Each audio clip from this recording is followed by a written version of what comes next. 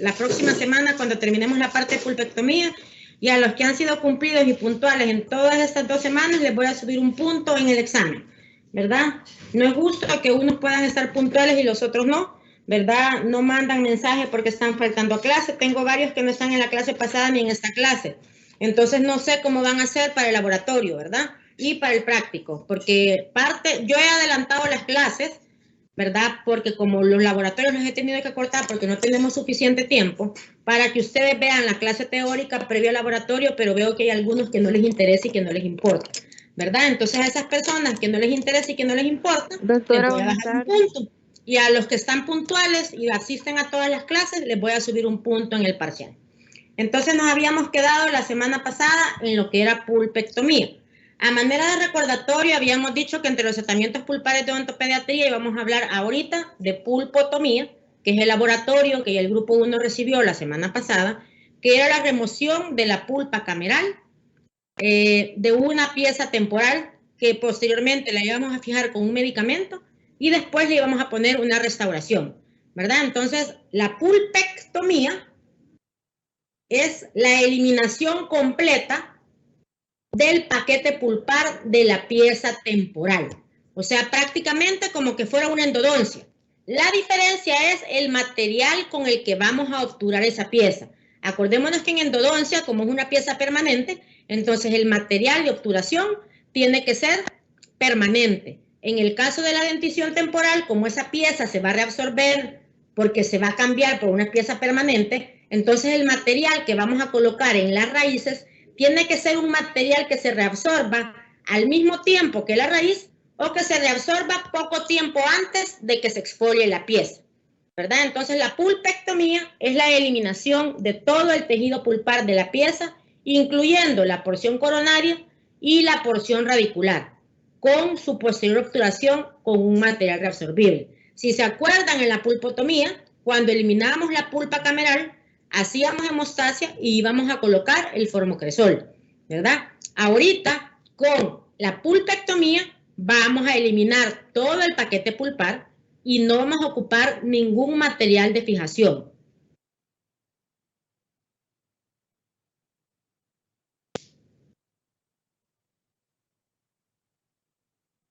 Entonces, ¿qué indicaciones tengo yo para hacer una pulpectomía? Cuando la inflamación es crónica, o sea, cuando el dolor que presenta el paciente es un dolor espontáneo. Si ustedes se acuerdan, habíamos dicho que el dolor espontáneo era aquel dolor que se presentaba sin ninguna causa y sin que estuviera presente el estímulo, ¿verdad? Puede ser un dolor sordo, un dolor pulsátil y un dolor nocturno. Entonces, cuando el paciente tiene un dolor así, entonces si la pieza la puedo restaurar, voy a hacer yo una pulpectomía. Otra indicación, bueno, lo que ya habíamos hablado del dolor espontáneo y persistente, diente que se pueda restaurar, porque como habíamos hablado la vez anterior, de nada me va a servir a mí hacer un buen tratamiento pulpar si las paredes del diente están destruidas y no puedo colocar ningún tipo de restauración. Habíamos dicho que la restauración ideal iba a ser una corona de acero cromado. Si no tengo corona de acero cromado, una resina o un ionómero de vidrio, ¿verdad? Si la pieza tiene suficientes paredes y me va a resistir la colocación de una restauración más estética. No hay evidencia de radiación interna, por eso vamos a tomar la radiografía, ¿verdad? Desde el momento que yo tomo la radiografía y veo que hay una radiación interna, una radiación externa o una lesión de furca, entonces no voy a hacer ningún tipo de tratamiento pulpar. Que no haya pérdida, ¿verdad?, del hueso interradicular o de la parte de la furca. Que la hemorragia que presente, ¿verdad? Si la hemorragia pulpar es rojo oscuro y es difícil de controlar o ausencia de ella. Habíamos hablado al terminar la clase pasada de los criterios olfatorios, de los criterios táctiles y de los criterios visuales. Entonces habíamos dicho que cuando una pulpa está viva, el color de la sangre va a ser rojo vivo, ¿verdad? Rojo sangre, dice uno a veces con el color de la ropa o a veces con los vinos, ¿verdad? Entonces, en este caso, cuando yo hago la apertura, el color de la sangre va a ser un rojo bien oscuro, muchas veces como morado y muchas veces como con pedacitos blancos, donde ya está la pulpa como que la han metido a la licuadora, ¿verdad? Entonces eso también va a ser un indicio visual de que en esa pieza yo voy a hacer una pulpectomía, porque ya la inflamación no se limita a la cámara pulpar, sino que ya está a nivel de los conductos radiculares. Piezas con necrosis, ¿verdad? Y que radiográficamente exista un mínimo de reabsorción radicular. Usualmente, cuando vamos a hacer una pulpectomía, acordémonos que las piezas dentarias temporales siempre van a estar en constante reabsorción. ¿Qué quiere decir eso? Que su ápice siempre lo van a tener abierto, ¿verdad? Porque a través del ápice ellos están alimentando el diente permanente que se está formando. Entonces, por eso se dice que están en constante reabsorción. Pero si la reabsorción que tiene es mínima, no hay ningún problema. O sea, que no sea una reabsorción patológica, porque a veces tomamos radiografía, ¿verdad? Por ejemplo, hoy una compañera de ustedes de clínica estaba con un paciente nuevo, toma radiografía y toda la raíz distal de una pieza, si la niña tiene 4 años, toda la raíz distal de una pieza 7-4 estaba completamente reabsorbida.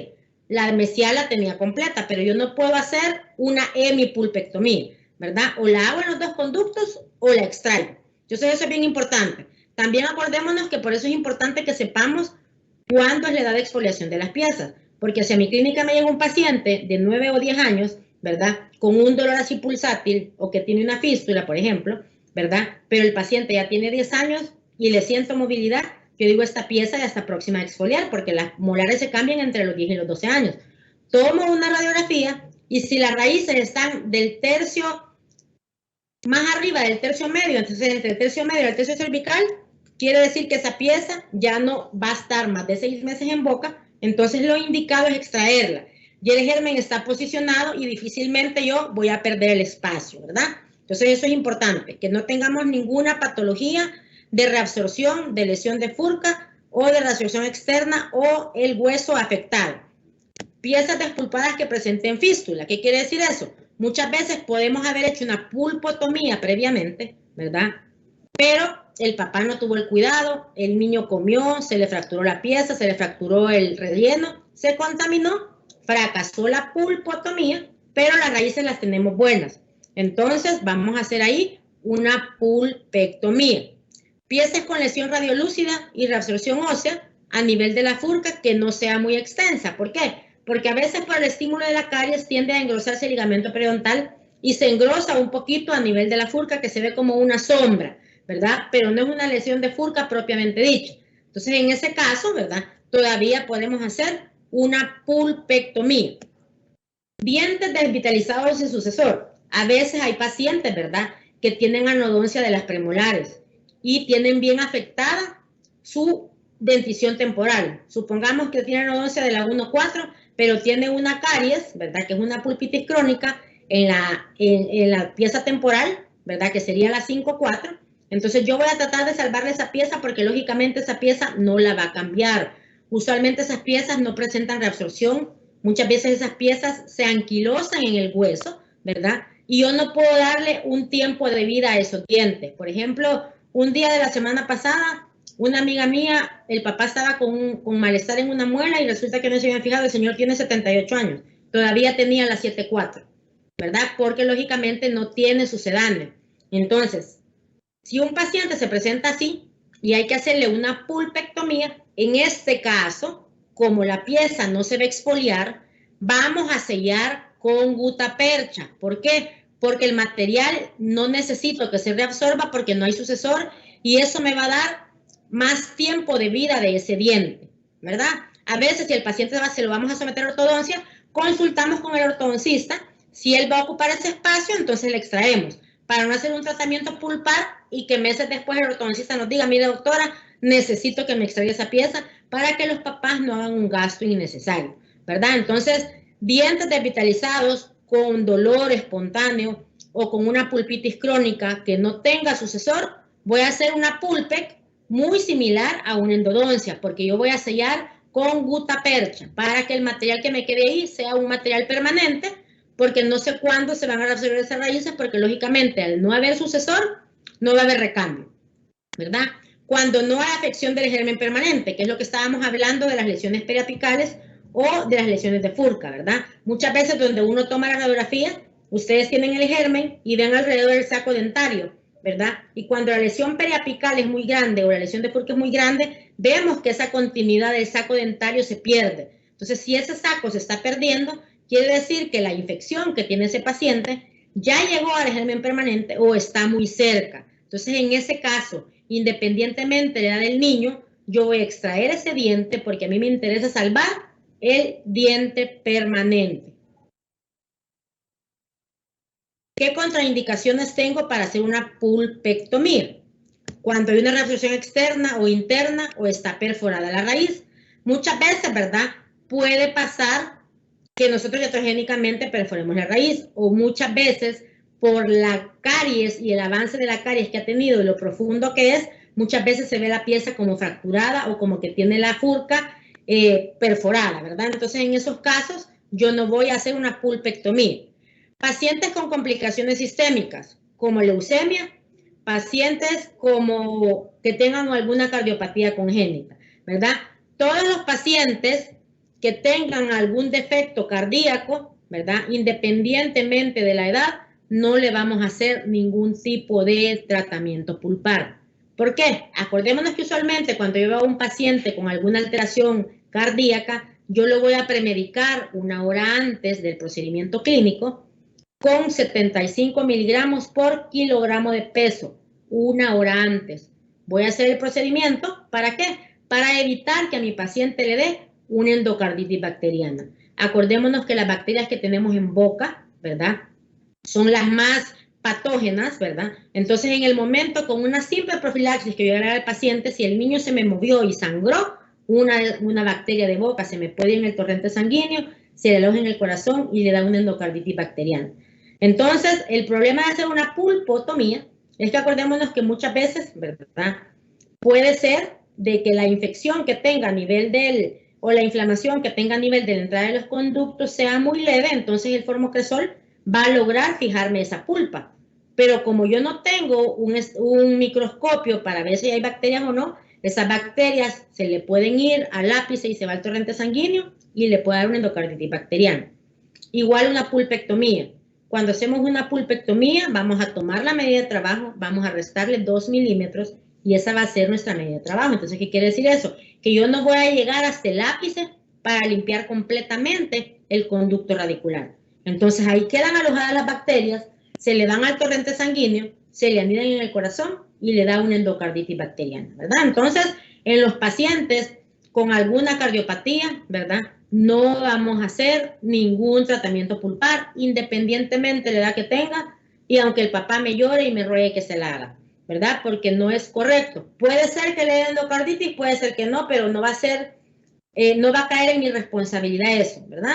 Yo recién vine de Costa Rica, trabajaba en una clínica asistencial y me llegó un niño que la mamá llegó bien asustada, porque no sé dónde la habían visto. El niño tenía una cardiopatía congénita. La señora dice que le dijo al odontólogo que la vio, pero no lo medicó. El niño estuvo un mes en cuidados intensivos en el Blue, ¿verdad? Entonces, muchas veces los papás, cuando uno hace la historia médica, le dicen, ay, doctor, es que cuando nació tenía un soplo del bueno, ¿verdad? No hay soplo del bueno y soplo del malo. Lo que pasa es que a veces, conforme va pasando el tiempo, ¿verdad? Ese soplo que tiene se va cerrando, pero eso solo lo puede decidir o diagnosticar el cardiólogo pediatra, ¿verdad? Entonces, si la mamá le dice, tenía un soplo del bueno, pero el doctor ya le dio de alta, mientras el paciente o la mamá no me traiga la constancia médica del cardiólogo que diga que esa alteración cardíaca ya no la presenta el paciente, yo lo voy a seguir premedicando.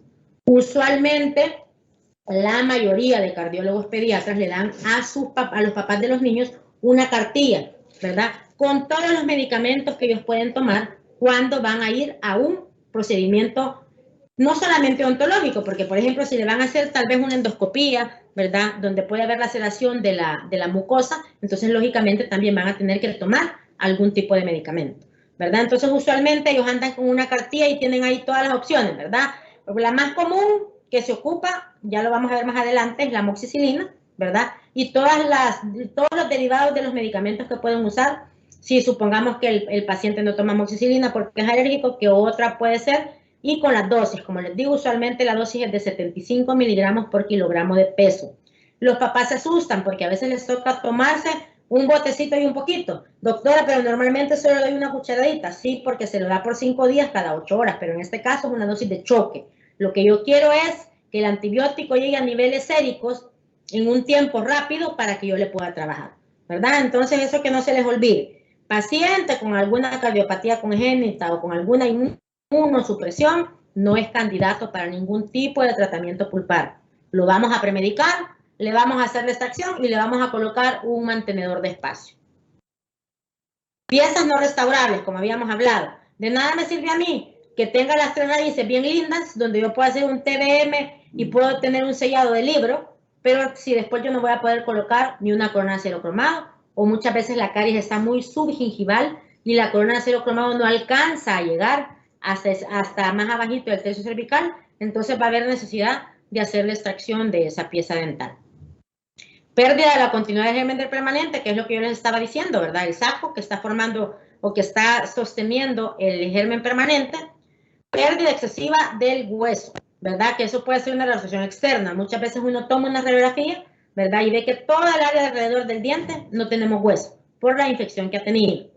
Perforaciones a nivel de piso, ¿verdad? Muchas veces nos pasa que estamos trabajando con el paciente nos muerde y estamos con la pieza de mano y perforamos iatrogénicamente. Entonces, una vez hay una perforación en la furca, ¿verdad? No es como en la dentición permanente, que a veces tratamos de salvarlo con MTA, ¿verdad? Y ¿cómo se llama? Lo estamos monitoreando a ver si se vuelve a formar ahí algún puente dentinario, pero en el caso de los niños, ese diente va para extracción. Entonces, ¿qué materiales podemos utilizar para sellar, ¿verdad? La pulpectomía. Usualmente, y el más conocido es el óxido de zinc eugenol, que viene en polvo y líquido, el mismo que podemos utilizar para las pulpotomías. Con la diferencia que para la pulpotomía lo voy a dejar un poquito espeso para que yo logre hacer una base o yo pueda manipularlo y que no se me pegue tipo textura del cávito del cortisol para que yo lo pueda colocar como base. En este caso, como lo que yo tengo que llenar son las raíces del diente, tiene que quedar fluido porque yo voy a sellar con las limas, ¿verdad? Ya vamos a ver el procedimiento. Pastes a base de hidróxido de calcio, ¿verdad? Hay uno de Ultradent que se llama Ultracal, que me sirve para eso. Y la pasta a base de iodoformo, que es la que actualmente estamos utilizando en la universidad y que es la que yo les voy a pedir para el laboratorio de cuando hagamos la pulpectomía, ¿verdad? Cuando compran la pasta de iodoformo, la pueden comprar si quieren por grupo de laboratorio, ¿verdad? Hay el Metapex, la pasta de iodoformo que encontramos en nuestro país es Metapex, que lo vende Adesal, o el Diapex, que lo vende Mevident, ¿verdad? Entonces empiecen a buscar con tiempo, ¿verdad? Para que llegado el día de laboratorio no me vayan a decir, doctora, no conseguimos la pasta de iodoformo. Anteriormente, sus demás compañeros habían aprendido con óxido de zinc eugenol porque en el país no había pasta de iodoformo, ¿verdad? Los odontopediatras nos tocaba traerla de México, de Estados Unidos o de Costa Rica o de Guatemala. Pero gracias a Dios ahora hay. Lo que pasa es que a veces no hay en todo momento, ¿verdad? A veces hay escasez de iodoformo, entonces no, por eso tenemos que tratar de tener como uno de repuesto, ¿verdad? Ahora, gracias a Dios, Kad Meyer trae esta marca que se llama Diapex, ¿verdad? Pero es simplemente lo mismo, es una pasta a base de hidróxido de calcio que tiene yodo y que posee silicón. Entonces es amarillito y cuando ustedes lo inyectan, ¿verdad? Eso nunca va a fraguar porque es a base de es siliconizada, perdón. Entonces, ¿cómo vamos a medir los conductos? Ustedes tomaron su radiografía inicial, igual que en endodoncia van a venir, ¿verdad? Y van a tomar una cúspide guía y van a medir hasta su ápice. A esa medida le vamos a restar 2 milímetros y esa va a ser nuestra medida de trabajo para nuestro trabajo biomecánico, ¿verdad? ¿Para qué otras cosas me puede servir la pasta iodoformo? Para una pexificación, ¿verdad? Cuando un diente permanente joven está necrótico y tengo que inducir al cierre apical, eso es una pexificación, ¿verdad? Porque va a haber necesidad de sacar todo el paquete pulpar y yo voy a inyectarla dentro del conducto radicular el Vitapex, el Metapex o el Diapex para ayudar al cierre apical y posteriormente yo poder hacer la endodoncia.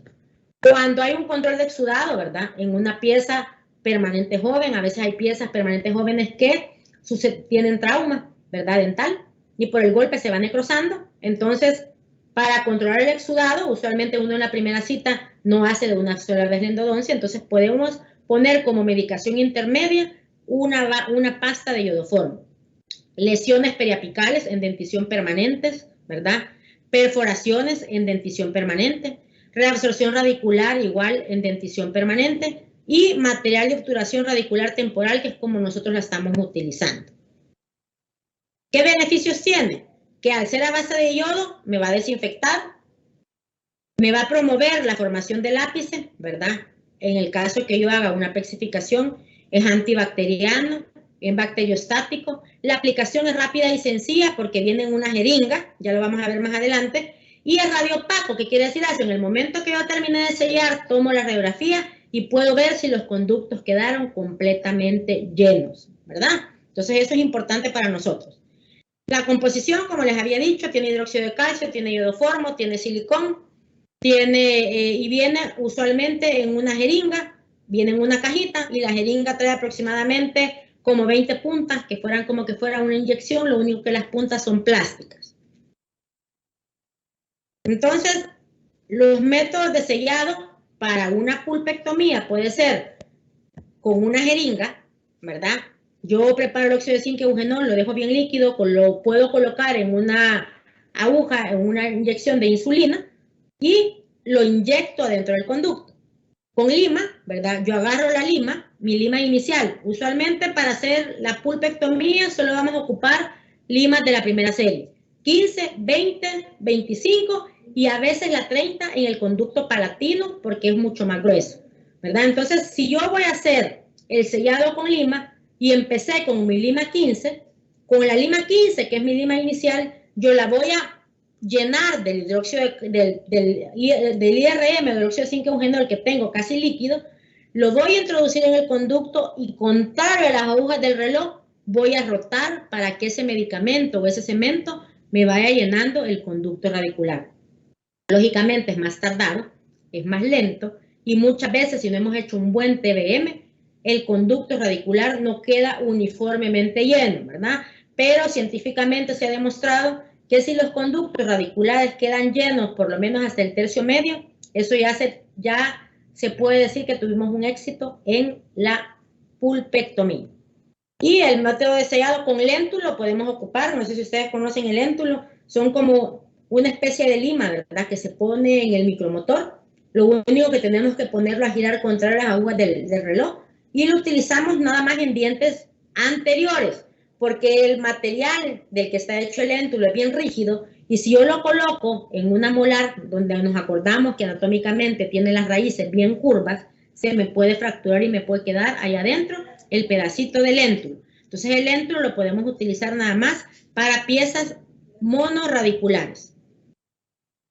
Aquí no hay, pero en algunos países hay puntas prefabricadas, ¿verdad? Así como una gustapercha, pero en vez de ser plástica, es a base de hidróxido de calcio. Entonces, simple y sencillamente la introducimos adentro del conducto radicular. Y dentro de los materiales que les estaba diciendo, ¿verdad? Ultradent tiene esta pasta a base de hidróxido de calcio que se llama Ultracal. Ya vamos a ver las fotos. La desventaja del Ultracal es que si usted no lo cierra bien o conforme va pasando el tiempo, la pasta se va endureciendo y ya no la puede utilizar porque ya no la va a poder inyectar.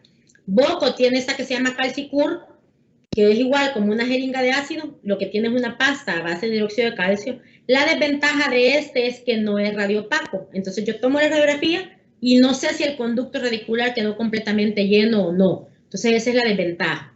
Y el Metapex, que es el mismo que hemos estado hablando.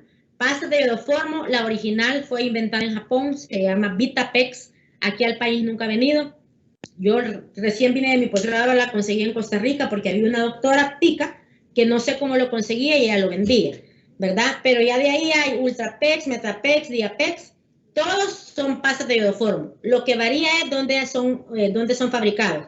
Uno es fabricado en Japón, el otro es en Corea, el otro es en China, ¿verdad? Pero la base es prácticamente lo mismo.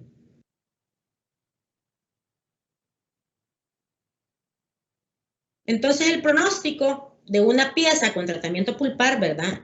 En piezas posteriores, usualmente no podemos decir que es del 100%, pero acordémonos que como habíamos hablado en la clase anterior, en la furca, el diente temporal o la molar temporal tiene muchos conductos accesorios, ¿verdad? Entonces a veces el diente que tiene tratamiento pulpar se va a exfoliar muchas veces unos 4 o 6 meses antes que el diente homólogo que no tiene tratamiento pulpar. Pero ya a estas alturas, como les decía yo, la premolar está en posición y ya no vamos a perder el espacio. pero siempre es importante que le digamos a un papá, ¿verdad? Si le hicimos una pulpectomía en la 7.4 y en la 8.4 no tiene, que posiblemente esa muelita con tratamiento pulpar la va a botar antes, ¿verdad? Que la pieza que está sin tratamiento pulpar.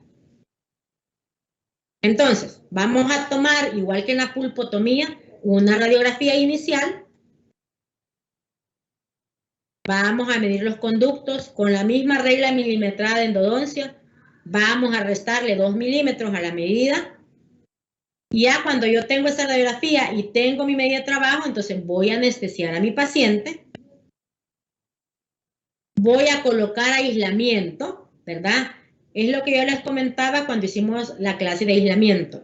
Usualmente en odontopediatría es bien complicado ocupar esta grapa que es de mariposa para los dientes anteriores.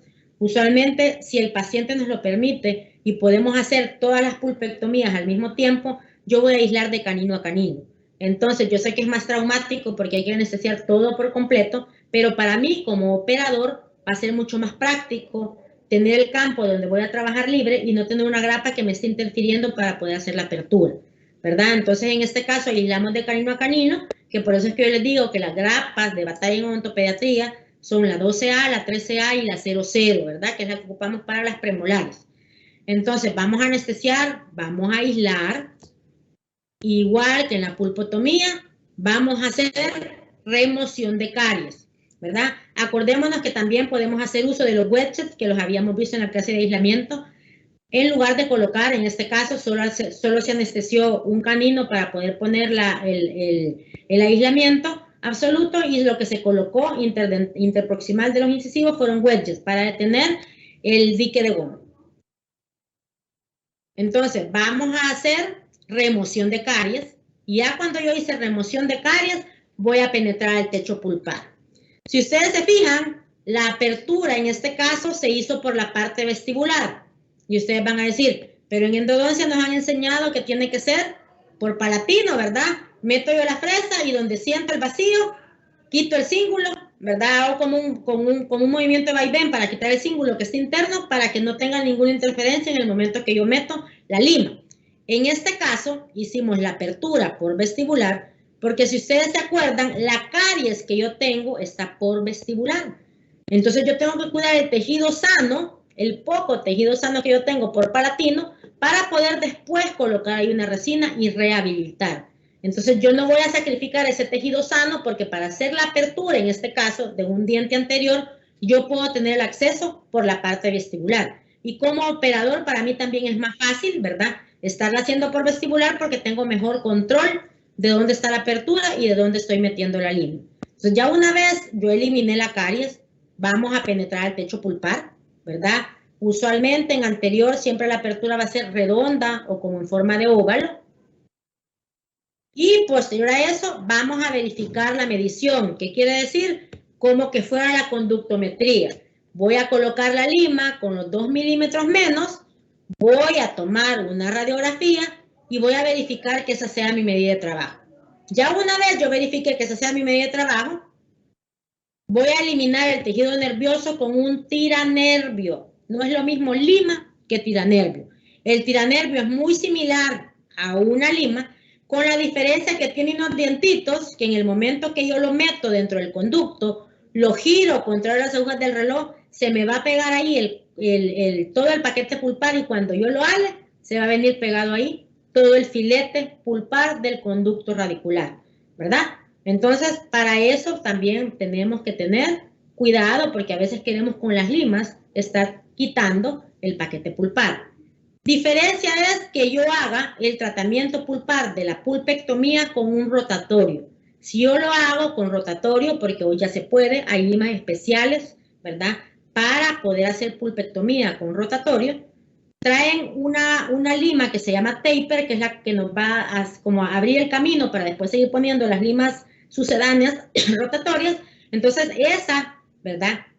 Me va a ayudar a eliminar el paquete pulpar. Entonces, si yo estoy haciendo una pulpectomía con rotatorio, no va a haber necesidad de ocupar un tiranervio. Pero como en el caso de nosotros lo hacemos manual, ¿verdad? Entonces, hago la apertura, hago la medición o verificación de la conductometría y después voy con el tiranervio, ¿verdad? Igual los tiranervios vienen de colores de la primera serie, ¿verdad? El blanco, el amarillo, el rojo, el azul y el negro. Entonces, dependiendo de cómo veamos nosotros el ancho del conducto de mi paciente, ¿verdad? Ese es el tiranervio que voy a utilizar. Usualmente en los dientes temporales, sobre todo en anterior, ¿verdad? Acordémonos que dependiendo de la edad del paciente, así de ancho va a ser mi conducto radicular. Si ustedes se acuerdan, miren en esta foto, este paciente posiblemente tiene como 1, 2, lo más 3 años, entonces lógicamente el conducto radicular está bien ancho. Entonces yo no voy a pretender que con un tiranervio 10 se me venga adosado todo el paquete, todo el filete pulpar, ¿verdad? Entonces vamos a ocupar posiblemente un tiranervios azul o un tiranervios negro, dependiendo de cómo nosotros veamos el grosor, ¿verdad? Del conducto radicular es el tiranervio que yo voy a utilizar. Entonces, eliminamos el paquete pulpar y vamos a irrigar, ¿verdad? Podemos irrigar con clorexidina al 20%. ¿Cuál es la única clorexidina al 20% que tenemos en el país? El de marca King, ¿verdad? Ellos tienen un Perioquin que es al 20%. La clorexidina que utilizamos como enjuague es al 0.12%. Entonces, para irrigar en odontopediatría, las pulpectomías es con clorexidina al 20%, ¿verdad? Aquí en el país el único que tiene al 20% es Laboratorios King. Entonces, igual que en endodoncia, vamos a irrigar entre lima y lima. Usualmente, en anterior, ¿verdad? Como el conducto es más grueso, posiblemente vamos a lograr hacer un TBM hasta como por la lima 70, 80, pero en los conductos de las molares, usualmente vamos a llegar hasta la lima 20 en los conductos mesiales, hasta la lima 25 en el conducto distal, y en los superiores, en los vestibulares, hasta la lima 20 o 25, y el palatino pudiéramos llegar hasta la 30 porque es el conducto más grueso, ¿verdad? ¿Puedo irrigar, doctora, con hipoclorito de sodio? Podemos irrigar con hipoclorito siempre y cuando el paciente esté bien aislado y yo esté seguro que no se le va a pasar por el dique, ¿verdad? Pero sí se puede, en el mismo porcentaje que tenemos en endodoncia, no hay ningún problema. Y ya una vez yo hice el TBM hasta la lima que iba a trabajar, usualmente es igual que en endodoncia, ¿verdad? La lima 10, la 15, la 20 y la 25. Ahí terminé. Irrigando entre lima y lima, voy a secar con puntas de papel y voy a proceder a obturar mis conductos. En este caso, lo que se está utilizando es el Vitapex, que su presentación es de esta forma. Este es el Metapex, como les digo, es exactamente lo mismo. Lo único que la casa comercial es diferente. Entonces viene la jeringa con sus puntas. La ventaja del Vitapex, que al ser original, la punta que tiene es más fina y es más fácil dispensarlo, ¿verdad? Acordémonos que siempre el producto original va a tener una mejor calidad, ¿verdad? Que un genérico. Este es el Metapex, que es el que venden en Adesal. Viene exactamente igual y trae sus puntas, ¿verdad? Esa punta la vamos a cambiar con cada paciente y si ustedes se fijan trae un tope guía. ¿Qué quiere decir eso? Que si el incisivo donde yo estoy trabajando tiene medida 18, yo voy a colocar la medida de trabajo en la punta del Metapex o del Vitapex para introducirlo hasta mi punto guía y poquito a poco yo voy inyectando, voy vibrando la jeringa y voy sacándola del conducto radicular para que quede completamente lleno el conducto radicular. Podemos hacerlo, ¿verdad? Con óxido de zinc y eugenol, como habíamos dicho. En este caso es mucho más práctico si yo lo hago en dientes anteriores. ¿Por qué? Porque el óxido de zinc y eugenol me permite, ¿verdad? Hacerlo como que fuera choricito, que yo lo manipule como que fuera una plastilina y lo que hago es que con el condensador o con una colita de castor o con la misma espátula de cemento, yo agarro como que fuera un conito, lo introduzco adentro del conducto y después con una toallita húmeda lo voy a terminar de condensar. Así como estamos viendo aquí, miren, se hizo como el churrito o el gusanito y con una colita de castor se está introduciendo adentro del conducto. Usualmente esto es más fácil si es un monoradicular porque yo puedo ver mejor el conducto, ¿verdad? Y el conducto, al ser más grueso, me permite sellar de esta forma. Condensación con lima, ¿verdad? Si yo estoy obturando con óxido de zinc y eugenol, ¿verdad? La misma lima inicial con la que empecé el trabajo biomecánico, le puedo enrollar algodón, la humedezco y con eso termino de condensar el conducto radicular, ¿verdad? Entonces aquí sellamos con el Metapex, el Vitapex, el Diapex, el Ultrapex, y con una torundita húmeda voy a terminar de condensar para que me quede solo hasta la entrada del conducto. ¿Por qué? Porque posteriormente yo tengo que poner una base, porque dijimos que al ser siliconizado, eso no va a fraguar nunca, ¿verdad? Entonces, aunque el óxido de zinc, aunque el Metapex, el Vitapex o la pasta de iodoformo no me interfiera con la polimerización de la resina, en el momento que yo coloque el grabado y lave, puedo lavar parte de ese Metapex que me quedó a la entrada del conducto. Entonces, vamos a condensarlo bien y sobre el Metapex, el Vitapex o el Diapex, puedo colocar una capita fina de ionómero de vidrio para dejar bien hermético la entrada del conducto radicular y sobre eso voy a colocar una resina, ¿verdad? En este caso, miren, se toma la radiografía y esto es el Metapex. Así tienen que quedarle las pulpectomías a ustedes cuando las hagan en la U, ¿verdad? Si ustedes se fijan, el conducto completamente lleno, igual como estaba en la radiografía inicial, ¿verdad? Y por eso es importante que sea radiopaco, ¿verdad? Para que yo lo pueda ver bien. Muchas veces cuando han habido lesiones periapicales se nos puede extravasar el cemento, ¿verdad? Pero a veces a la semana o a los 2 meses o al mes cuando uno toma la radiografía se ha reabsorbido el solito, ¿verdad? Entonces no hay ningún problema. Entonces una vez tomamos la radiografía y estamos seguros que todo quedó bien, esto es en una molar, miren. Usualmente, como les decía, con una pasta de óxido de zinc y eugenol no me va a quedar el conducto así de llenito. Si ustedes se fijan, tenemos un conducto distal bien grueso y tenemos 2 mesiales, miren. Y esta es una pulpotomía. Lo único que posiblemente, ¿verdad? Había mucho sangrado y hicieron una pulpotomía larga. ¿Qué quiere decir eso? Según la sintomatología que el papá me dio, ¿verdad? Yo sé que el dolor que ha tenido el paciente es un dolor nada más provocado, pero en el momento que yo hago la apertura y elimino la cámara pulpar, no cede el sangrado. Entonces lo que yo hago es que agarro una fresa redonda, un medio, y justo a la entrada de los conductos voy a cortar como la cabecita del nervio del conducto radicular, ¿verdad? Calculando que hasta ahí voy a tener la inflamación, voy a hacer hemostasia y si logro hacer la hemostasia, en el momento que yo coloque el cortisol, lógicamente se me va a ir a ese espacio vacío y queda como una pulpotomía larga. Larga porque es un poquito más larga de lo normal, pero no es pulpectomía porque no hemos trabajado los conductos radiculares. Y posteriormente, ¿verdad? En este caso, acordémonos que como el paciente, ¿verdad? Es un paciente niño, vamos a dejar con un ionómero de vidrio en reconstrucción. Entonces, si yo voy a dejar con una restauración temporal como un ionómero de vidrio, entonces no voy a colocar base de ionómero, sino que el ionómero lo voy a colocar desde la entrada del conducto hasta la parte externa del diente, porque posteriormente ahí yo voy a colocar una corona, ¿verdad? Que puede ser una corona de celuloide o coronas de circonio, que a nuestro país no vienen, ¿verdad? Pero sí existen en el mercado. Cuando veamos las clases de coronas, ustedes van a ver las diferentes gamas de coronas que tenemos, cuáles tenemos en el país y cuáles no.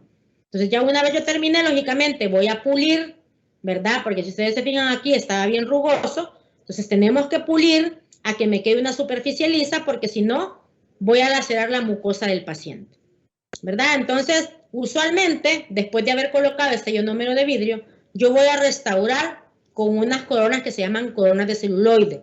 Son unas coronas de plástico que me sirven de molde para que yo pueda restaurar la pieza y que toda la pieza que está con el tratamiento pulpar me quede rodeada por la resina y tenga menos fracaso o menos probabilidades que la resina se me caiga, ¿verdad? Entonces, estas son las coronas de celuloide, miren, hay marca 3M y hay que son las que ocuparon en el laboratorio, ¿se acuerdan?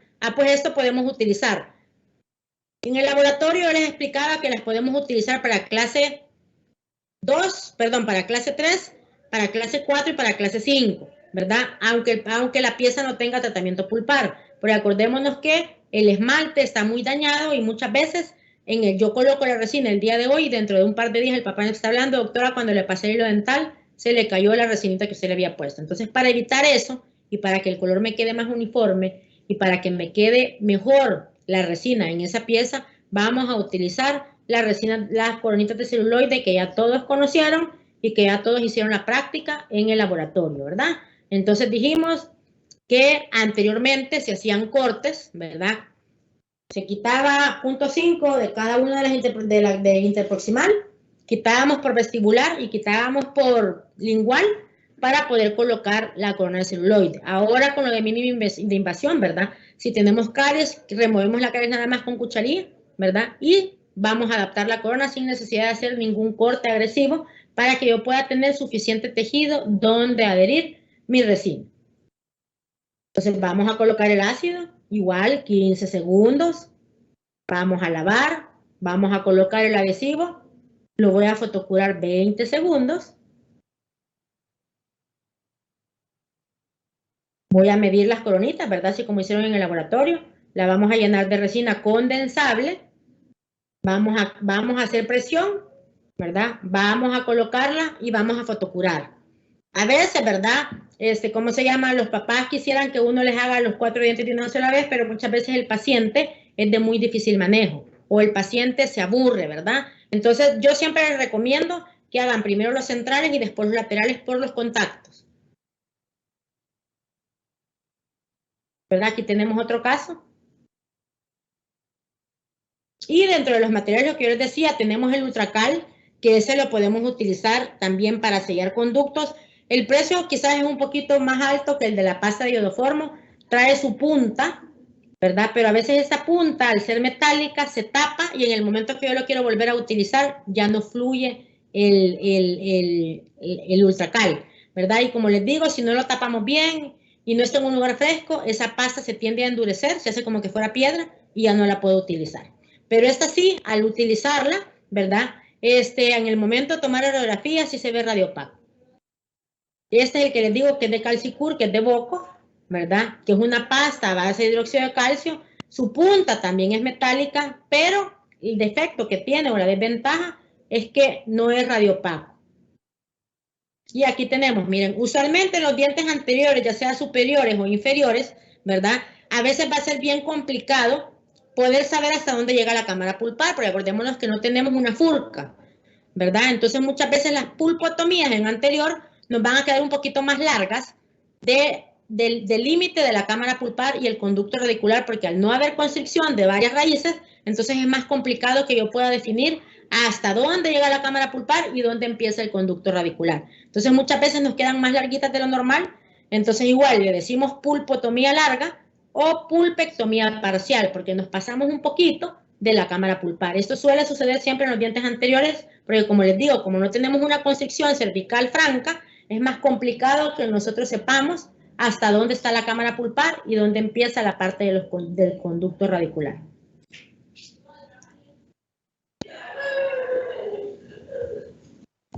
Espérenme que ya no se cargó. No sé si tienen alguna duda o pregunta ahorita con respecto a la pulpectomía.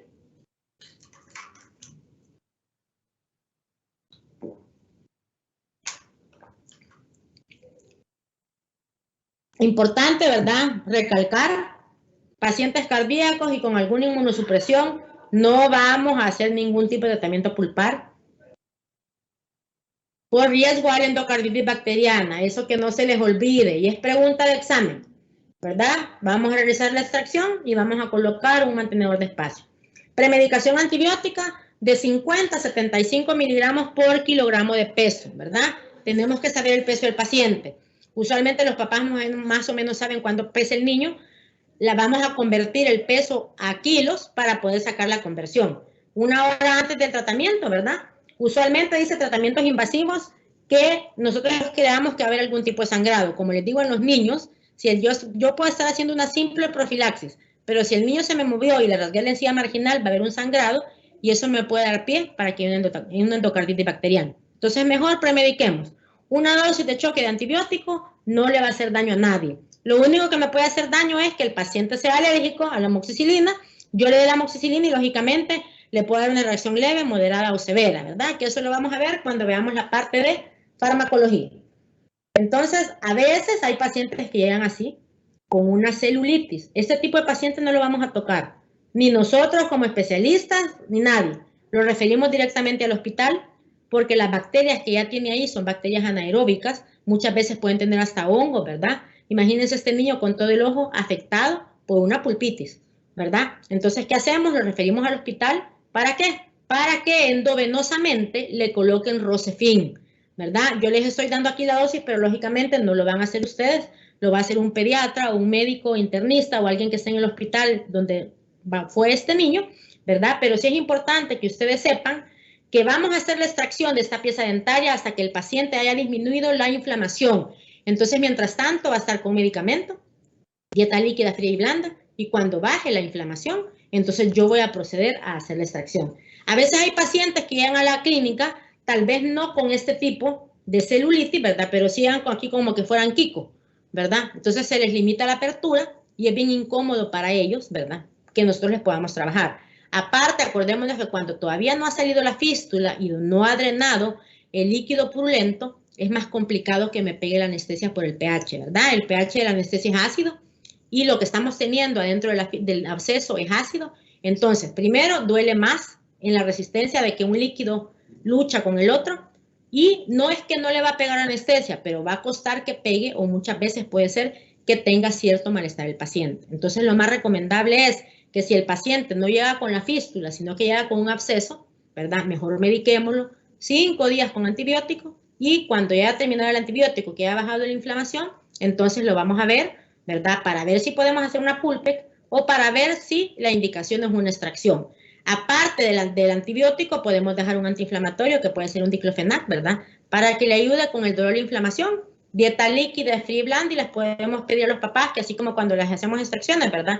Les pongamos lienzos de agua helada o con hielo para que, ¿verdad? Disminuya la inflamación y para que ellos sientan menos calor, ¿verdad? Porque acuérdense que esa inflamación y esa infección desespera porque sienten calor y rubor, ¿verdad? Entonces lo heladito nos ayuda. Muchas veces hay niños que donde sienten bien caliente se rascan y se rascan tanto que hasta se laceran, ¿verdad? La piel. Y esa piel lacerada, al rascársela con las uñitas que tienen bacterias, les puede dar ahí una infección secundaria, ¿verdad? Entonces por eso es importante que cuidemos y que demos indicaciones adecuadas a los papás, ¿verdad? Entonces, si vemos a un paciente así, acordémonos que no lo vamos a tocar.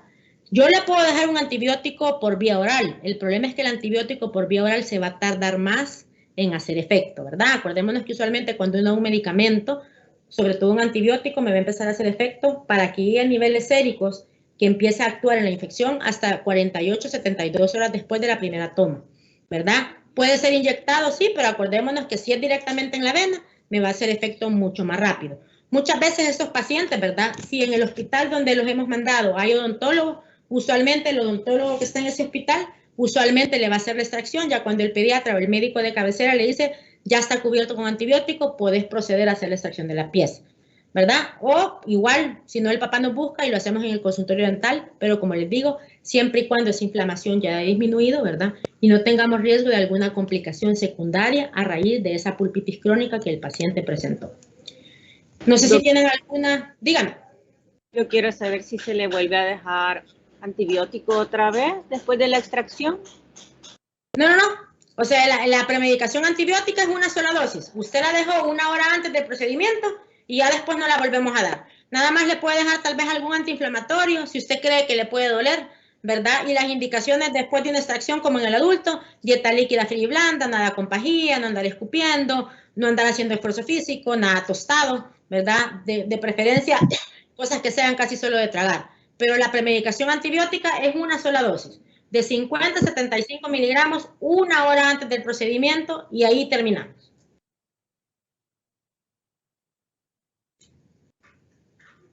¿Alguna otra duda o pregunta con respecto a la...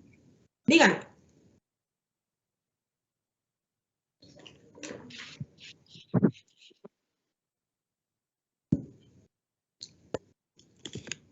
Creo que a inicio de clases les mandé unas direcciones de unos libros de odontopediatría que están en PDF en la biblioteca virtual de la U, ¿verdad? Busquen, ahí hay un manual que se llama Manual de Odontopediatría de Dugal, ¿verdad? Se llama manual porque no es libro de texto donde me va a hablar de tratamientos pulpares 40 páginas como un capítulo, sino que viene paso a paso, ¿verdad? Hasta con fotos, cómo se hace una pulpotomía, qué indicaciones y contraindicaciones hay para una pulpotomía y para una pulpectomía. Entonces los voy a poner a que me lean eso para que refuercen, ¿verdad? En la parte de pulpotomía ellos dicen que el formocresol no se puede utilizar. Creo que ellos ocupan sulfato férrico, pero acuérdense que eso ya lo hablamos en clase porque nosotros lo estamos utilizando. Ahorita lo ideal pues es MTA, ¿verdad? Pero acordémonos que es sumamente caro y aquí en el país el único que tenemos es el Biodentin que viene predosificado y cuesta $150, ¿verdad?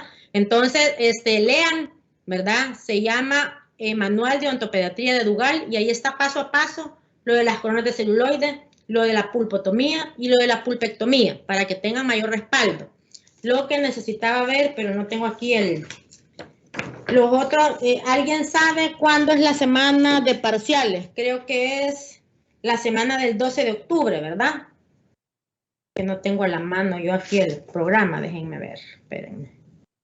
Porque para poder decirles cuándo vamos a tener el corto, así como el corto que hicieron en el registro pasado. Solo que en este caso no va a ser su nota de laboratorio, de práctico, porque este registro sí vamos a tener examen práctico, ¿verdad? De las 3 piezas que compraron, por favor lleven las 3 piezas al laboratorio, porque en el laboratorio pasado solo me llevaron las 2 piezas que iban a utilizar y se quedaron con la otra en su casa, y la otra me la están dejando a mí para que yo se las dé el día del parcial. Espérenme nada más, así que lo tengo. Es que quiero ver la fecha de los segundos parciales para poder decirles más o menos cuándo va a ser el corto para que empiecen a estudiar. Los segundos parciales son, quiero ver, sí, ya ven, el 19 de octubre, dice. Todavía tenemos chance. Ahorita estamos 15, 21. Entonces, ahorita solo hemos visto la clase de tratamientos pulpares. Entonces, el martes 28 de septiembre, ¿verdad? Les voy a hacer el corto, que va a ser parte de su nota. Esa la divido con la nota del parcial, ¿verdad? Entonces, no se les olvide.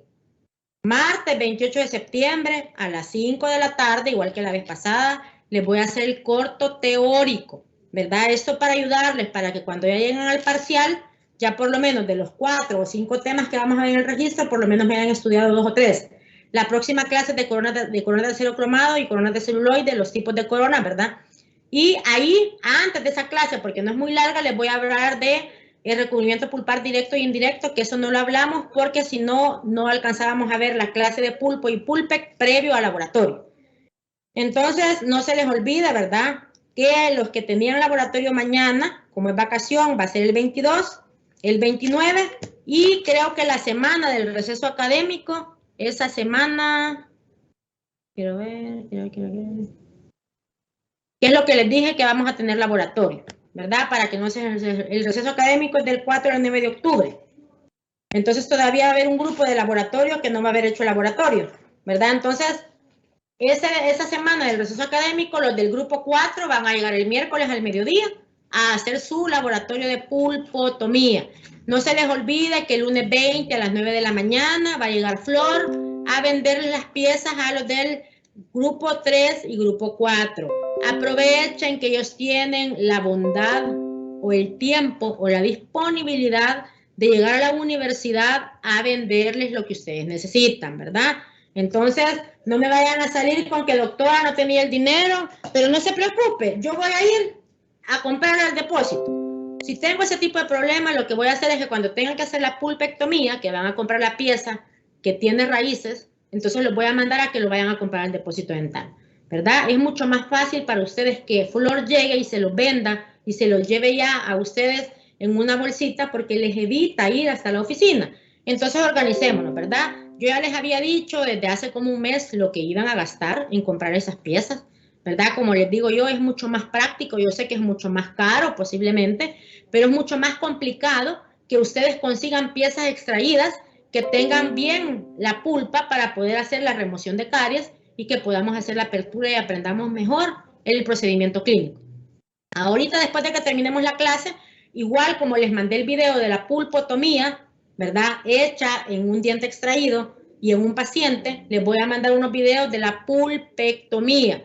Hay una que es de Vitapex, ¿verdad? Que es un doctor japonés el que habla. Como les digo yo, el Vitapex es el cemento original, ¿verdad? Ahí está el paso a paso y ahí habla él de muchas veces cuando hacemos pulpectomía, que se puede hacer en 2 sesiones, ¿verdad? Si hay mucho exudado purulento, ¿verdad? Vamos a medicar y hasta en la siguiente cita vamos a sellar. Entonces se los voy a mandar para que también lo vean, ¿verdad? Espero que todos hayan visto los videos que les mandé de la pulpotomía, porque igual esos videos son apoyo de clase y también van a ser evaluados, ¿verdad? Entonces, si no hay duda y preguntas, chicos, llegamos hasta aquí. Espero que mañana te descansen. Yo sé que cuando uno es estudiante siempre tiene que estar leyendo o estudiando algo, ¿verdad? Pero por lo menos el hecho de no recibir clase o de no ir a la universidad nos da un poquito más de tranquilidad y podemos descansar un poquitito más. No sé si alguien tiene alguna duda o pregunta.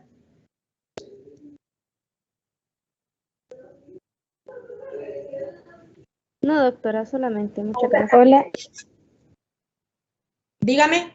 Doctora, yo tenía una duda con respecto a la dosis de choque que se le da 1 hora antes. Ajá. No escuché bien en qué caso dijo que se realizaba eso.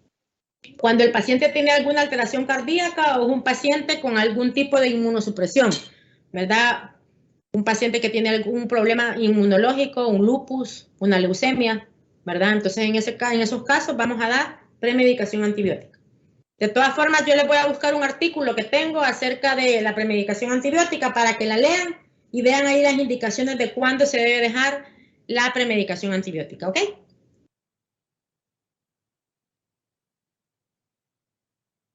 Bueno, entonces, chicos, nos vemos. Doctora, Primero Dios. Díganme.